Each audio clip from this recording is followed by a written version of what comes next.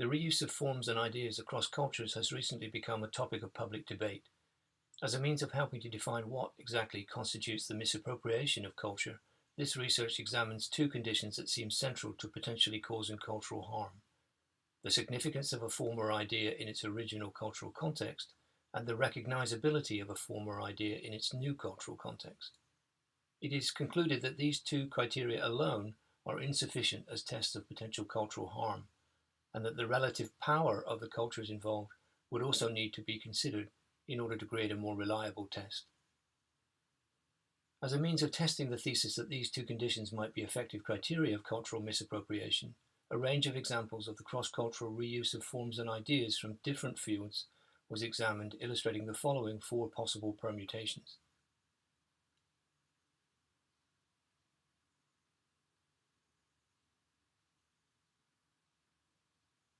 Not culturally significant or immediately recognizable. The adoption of the flat color compositions of Japanese woodblock prints in modern European painting.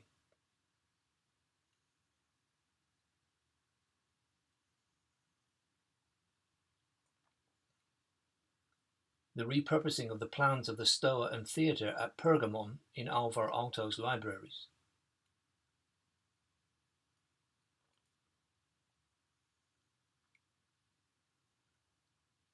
Culturally significant, but not immediately recognizable. The use of the plan of the Chinese capital city of Chang as the model for Heian-kyo, Japan.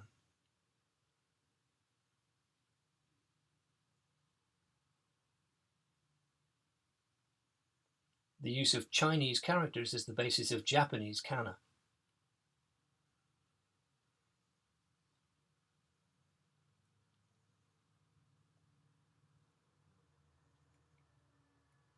Not culturally significant, but immediately recognizable.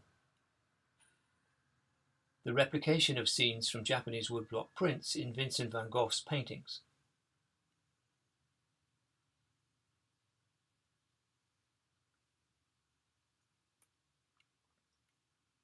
The use of foreign text as form devoid of content.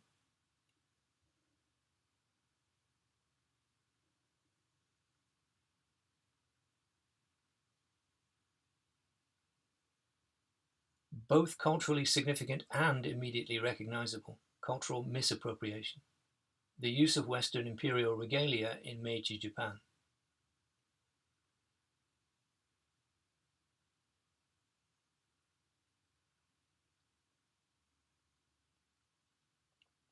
The borrowing of borrowed scenery, first from China and then from Japan.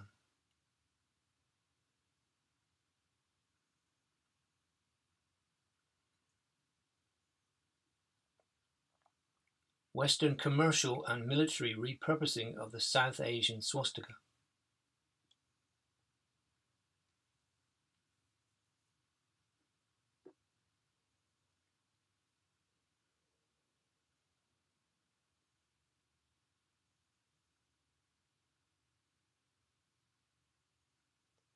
The copywriting of Maori cultural forms by an individual non-Maori artist.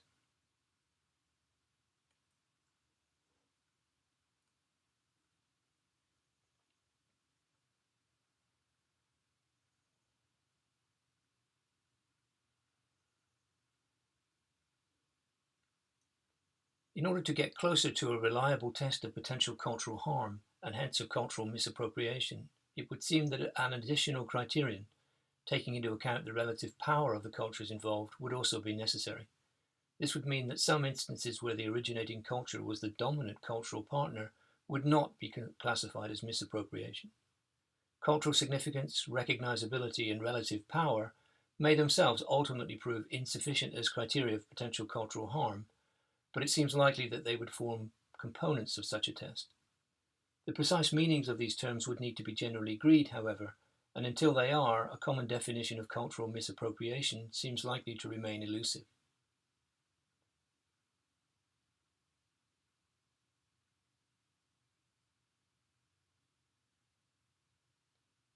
The recategorization of the case studies examined based on three criteria of potential cultural harm.